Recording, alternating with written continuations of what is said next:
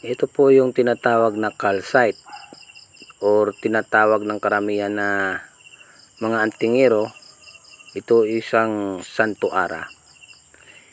Ito yung santo ara mga kamusang. Ito po yung ginagamit rin na formula sa pagkasa ng baong libon ng niyog na walang mata, walang bibig, isang mata, isang bibig or tatlong mata at isang bibig.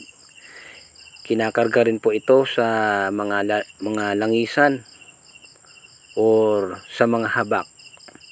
Ito rin po ay ginagamit rin ng mga manggagamot. Katulad sa akin po, ako'y nanggagamot espiritual. Ginagamit ko po itong pangtaboy sa mga gumagambala sa aking pasyente at pangsunog kung ano man ang kinarga sa katawan ng aking pasyente. Ito po ay binababad sa tubig inumin at before ko po ay pinapainom sa aking pasyente ay binubulungan ko muna ng mga karga na dasal at orasyon upang magamit na sigurado na matunaw ang kinarga sa katawan ng pasyente sa pasyente ko at mapalayas natin ang gumagambala sa aking pasyente.